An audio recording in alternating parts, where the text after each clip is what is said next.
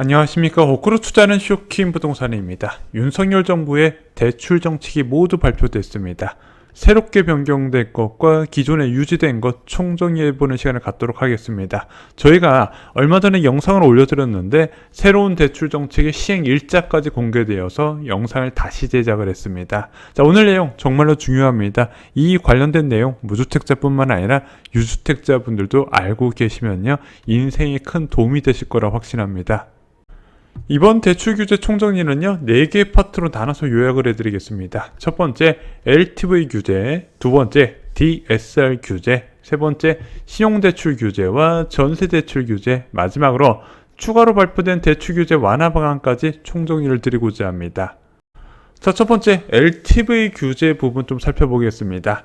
이번 윤석열 정부에서는요, 실수요자 중심의 LTV 규제 완화 방안을 대거 포함해서 발표를 했죠. 그래서 생애 최초 무주택자 실수요자, 그리고 과거에 주택을 보유한 적이 있었던 무주택 실수요자, 갈아타는 수요자에 대한 규제 완화 방안을 발표를 했는데, 먼저 LTV 규제가 무엇인지부터 좀 설명을 드릴 필요가 있을 것 같아요.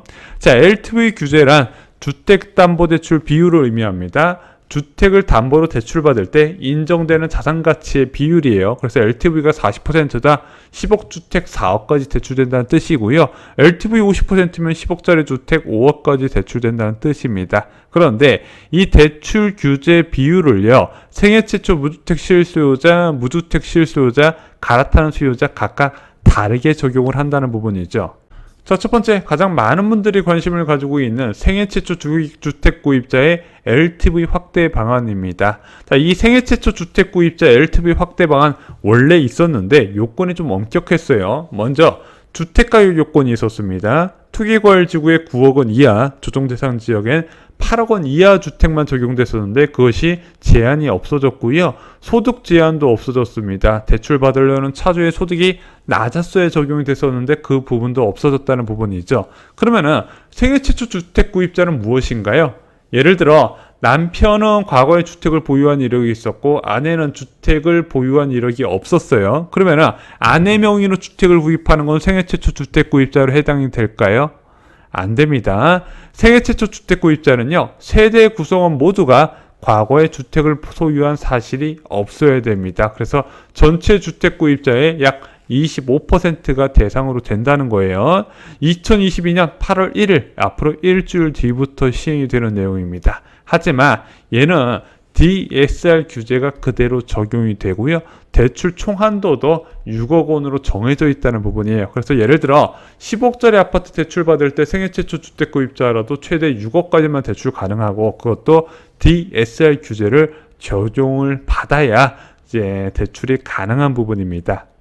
자, 생애 최초 주택 구입자는 아니지만 현재 무주택 실수요자, 내가 들어갈 주택을 사는 사람을 위한 대출 확대 방안도 있습니다. 먼저 이것은 좀 요건이 엄격해요. 주택 가격 요건이 있습니다. 먼저 투기과열지구는 9억 원 이하, 조정대상 지역은 8억 원 이하여야 되고요. 소득은요 9천만 원 이하여야 됩니다. 그리고 최대 대출 한도도 4억까지밖에 되지 않는 부분이에요. 9억 이하 주택의 최대 대출 한도도 4억 원이다 보니까 이것을 활용해서 고가 주택을 매수한다는 것은 쉽지 않은 부분입니다. 자, 그리고 갈아타는 수요자의 희망인 1주택자 대출이 있어요. 자, 이건 뭐냐면은 내가 기존의 주택을 한 채 갖고 있는데 한 채를 더 사고 싶어요. 어떤 식으로? 갈아타는 용도로. 근데 그게 대출 규제에 의해서 막혀 있어요. 왜냐면은 기존 주택 처분 기한이 6개월 이내였거든요. 그러다 보니까 아예 은행에서 1주택자는 기존 주택 처분 매매 계약서를 갖고 오지 않으면 대출을 해주지 않는 경우가 많이 있었습니다. 근데 윤석열 정부에서 1주택자의 기존 주택 처분 기한이 6개월에서 2년으로 확대가 됐습니다. 2022년 8월 1일부터 시행이 된다고 하네요.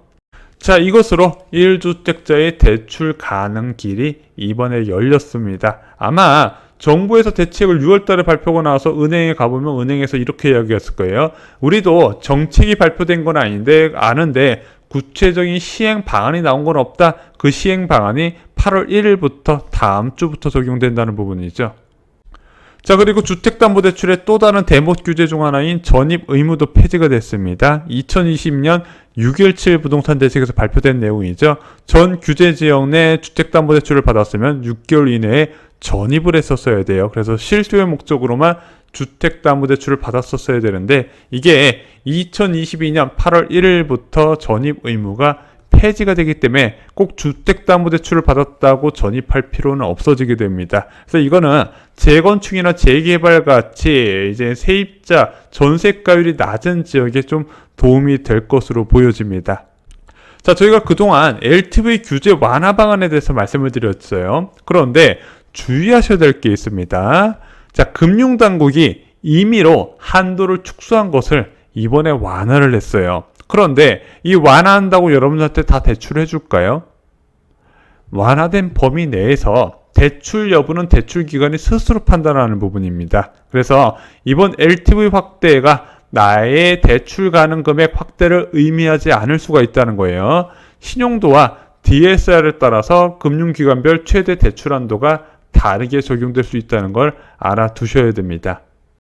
그래서 여러분들이 주택 구입을 위해 가계약금 입금 전에 제일 먼저 해야 되는 거는 은행에 가셔서 구입을 원하는 아파트의 동호수와 나의 정보를 제공하여서 대출 가능 금액을 산출받을 필요가 있다는 부분이죠. 요즘은 비대면을 많이 하기 때문에 하루 이틀이면 정보 많이 킬 수 있어요. 그래서 금융기관 두세 곳만 견적 받으셔도 내가 이 주택 구입할 수 있다 바로 알 수 있는 부분이거든요. 제발 가계약금 입금하기 전에 대출부터 꼭 체크를 하시기 바랍니다. 그런데 대출 받을 때 주택가격 기준은 무엇인가요? 매매계약서상 체결된 금액인가요? 그렇지 않습니다. 한국부동산 시세나 KB부동산 시세 중 비싼 것을 기준으로 대출 규제를 적용받습니다. 일반적으로 KB 시세가 더 비싸요. 한국부동산 시세보다. 그래서 KB 시세 기준으로 적용이 됩니다. 이 KB 시세는요. 네이버 부동산 매물 보시면 다 나와 있어요. 그래서 1층은 하위 평균가 2, 3, 4 그리고 저층과 탑층은 상위와 하위 평균가를 2로 나눠서 계산을 하게 되고요. 그 외에는 일반 평균가로 나오게 됩니다. 그래서 이걸 주의하셔야 돼요. 내가 예를 들어 14억 5천짜리 아파트 매물을 잡아서 계약을 체결했는데 이 아파트의 KB부동산 시세가 15억 1천만 원이네. 근데 내가 주택 매수한 곳이 투기과열지구다. 15억 초과 주택은 대출이 한 푼도 안 되죠. 그래서 나는 15억보다 낮은 금액의 계약을 체결했지만 대출이 안 될 수 있다는 걸 꼭 잊지 마셔야 됩니다.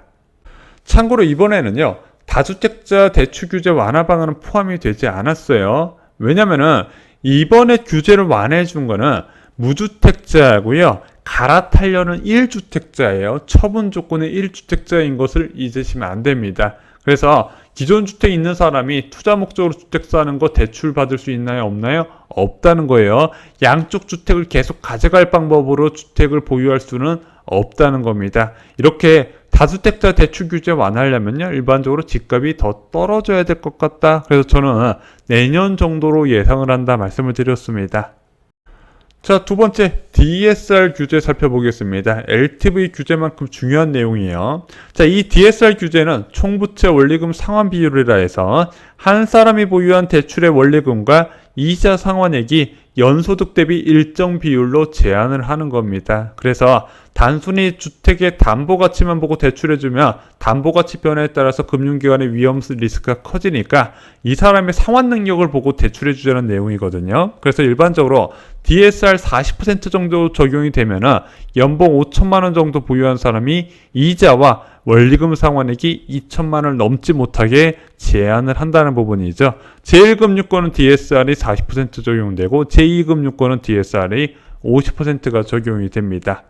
자, 여러분들 아시다시피 이 DSR 규제는요, 단계적으로 확대되고 있어요. 그래서 올해 7월부터요, 총 대출에 1억 원 초과할 경우에는 이 DSR 규제를 바로 적용받습니다. 근데 이 DSR 규제는 기본적으로 주택담보대출만 받는 차주를 제한하려는 용도는 아니고요. 신용대출과 주택담보대출을 동시에 받는 차주를 제한하려고 만들어진 겁니다. 그럼 어떤 식으로 제한을 할까요? 이 DSR 규제의 핵심은요, 신용대출의 만기 적용입니다. 자, 여러분들 신용대출 받으신 분은 아시겠지만, 이자만 납부하지 원금은 이제 분할 상환하지 않거든요.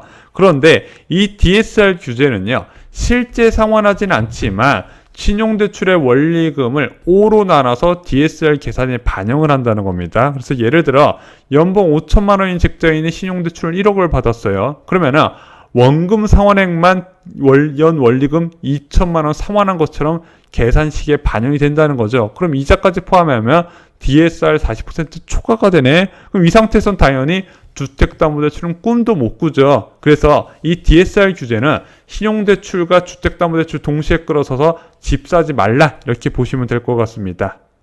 그래서 계산 방법은 원리금 상환액과 이자 합친 거지만 대출 종류에 따라서 계산 방식이 달라요. 그리고 전세대출이나 중도금 대출, 이주비 대출 등은 포함이 안 되거든요. 그래서 개인이 이것을 임의로 계산하기 쉽지 않기 때문에 실제 은행에 가셔서 소득금액 증명을 들고 가셔서 거기서 대출 가능 금액을 산정 받으시는 것이 중요합니다.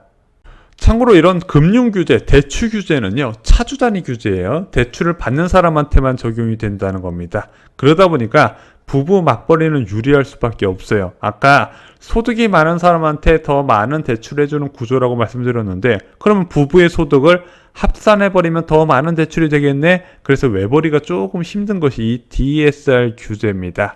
그런데 이 부부가 소득을 합치려면 조건이 있었어요. 바로 소득을 합치려는 배우자의 주택담보대출이 없었어야만 가능했는데, 올해 8월 1일부터는 배우자가 주택담보대출이 있다 하더라도 소득 및 부채 합산이 허용될 수 있도록 한다고 바뀌었습니다. 자, 세 번째 신용대출 규제 살펴보겠습니다. LTV, DSR, 그 다음에 세 번째가 신용대출 규제예요. 자, 여러분들 아시다시피 작년 8월 16일부터 고승범 금융위원장이 신용대출의 소득 이내 한도 적용 부분을 강력하게 추진을 했죠. 그리고 그것이 올해 7월 1일부터 해제가 됐습니다. 그래서 연봉의 제한 없이, 연봉 한도의 제한 없이 소득의 2배, 3배까지도 대출을 받을 수 있게 됐는데, 이렇게 신용대출 한도 규제를 풀어준 이유가 있습니다. 바로 강력한 신용대출 규제가 남아있기 때문입니다. 바로 신용대출 총액이 1억 초과할 경우에 해당 차주는 1년 내 규제 지역의 주택을 매수할 경우에 그 신용대출이 즉시 회수가 되기 때문에 많은 신용대출을 끌어써서 갭 투자를 하거나 실수요 목적의 주택을 구입하는 것이 차단된 상황입니다. 또한 이번에 DSR 규제가 워낙 강하게 강화됐잖아요. 그래서 신용대출 한도를 사실상 푼다 하더라도 주택 구입에 활용하기는 어려울 거라고 보는 것이 금융당국의 시각인 것 같습니다.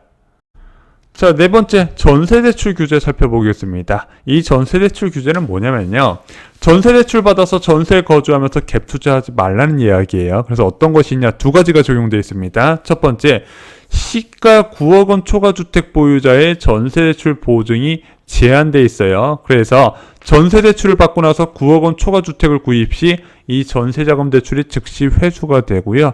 또 하나, 투기지역 및 투기과열지구의 시가 3억 원 초과 아파트를 신규 구입하는 경우에도 전세대출 보증 제한 대상에 포함이 됩니다. 이 두 가지를 잘 기억해 보셔야 돼요. 그래서 요즘에 월세 계약이 많이 늘어났다는 부분은 바로 이렇게 전세대출을 받을 수 없는 사람이 있기 때문에 가능한 부분이다. 저는 이렇게 보고 있습니다. 다만 이번에 올해 6.21 부동산 대책에서 다소 완화된 게 있어요. 아까 고가주택, 시가 9억 초과주택 보유자는 전세대출 보증이 제한되는데, 만약에 이 대출을 받았을 때 주택가격은 9억 원이 안 됐어요. 그런데 그 이후에 주택가격이 많이 올라서 이 전세대출 갱신 시점에 9억이 초과해버리면 원래 전세대출이 안 했는데 그것은 갱신 시점에 올랐기 때문에 허용을 해준다는 내용으로 바뀌었습니다. 자, 추가 완화 방안 좀 설명을 드리고자 합니다. 준공 후 15억 초과 시 중도금 대출 범위 내 잔금 대출 허용이에요. 이게 뭐냐면은 투기 및 투기과열지구는 10억 초과할 경우에 아파트 주택담보대출이 한 푼도 안 되잖아요. 자, 그런데 분양 시점에서는 9억 원 이하의 분양을 했어요. 근데 입주 시점에서 10억 넘는 경우가 꽤 있었거든요. 그런 경우에 잔금 대출이 안 되면 어떡하냐 이런 우려가 많이 있었는데 실제 그런 케이스는 많지 않았거든요. 분양 가격이 15억 안 넘었으면 잔금 대출은 대부분 이제 선의의 피해자를 막기 위해서 해줬는데 그것을 좀 더 확실하게 금융위원회가 적용을 해줬습니다. 어떻게 적용해줬냐? 준공후 시세가 15억 원을 초과하더라도 수분양자의 이주비, 중도금 대출 잔액 범위 내에서 잔금 대출을 예외적으로 취급 허용해주겠다 이렇게 발표한 부분이죠. 자, 추가 완화 방안 두 번째 바로 생활 안정자금 목적의 주택담보대출 한도 완화 방안입니다. 자, 여러분들이 예를 들어 내가 가진 주택으로 대출을 받으려고 그러면은 얼마나 한도가 나올까요? 1년에 1억 원까지 생활 안정자금 목적으로만 대출이 가능합니다. 근데 그것을 1억 원에서 이번 정부에서 2억 원으로 늘리는 안을 발표했고 그게 올해 8월 1일부터 적용이 됩니다. 그런데 이 생활 안정자금 목적의 주택담보대출은요, 주택 구입에 사용하지 않겠다는 서약서를 받고 진행을 하기 때문에 이것으로 인해서 유주택자가 주택 구입을 활발하게 할 수 있을 거라고 저는 개인적으로 생각하지는 않습니다. 자, 현재 적용되는 대부분의 대출 규제 저희가 좀 정리를 드렸습니다. 굉장히 복잡하죠. 이게 굉장히 복잡할 뿐만 아니라 개인이 계산하기 어려운 부분도 많이 있습니다. 그래서 반드시 주택 구입 전에 대출 상담부터 받아야 된다는 부분, 이 주택 구입 기준은요, 가계약금 입금하기 전이라고 말씀을 드렸습니다. 요즘 대출 안 나와서 계약 파기하는 경우 많기 때문에 꼼꼼하게 체크를 하고 계약에 임하셔야 된다는 부분이죠. 자, 기존 주택 매수보다 더 안전한 내 집 마련 방법이 있다 말씀드렸습니다. 바로 분양가 상한제 주택에 청약을 넣어서 당첨되신다는 부분이 있죠. 자, 이와 관련된 공급 정보 당첨 꿀팁 청약 가부에 총정리되어 있습니다. 정말로 많은 양이 쏟아지게 될 겁니다. 여전히 청약으로 인생이 달라질 수 있다는 거 잊지 마시고요. 이상으로 영상 마치겠습니다. 좋아요, 구독, 공유 꼭 부탁드립니다. 감사합니다.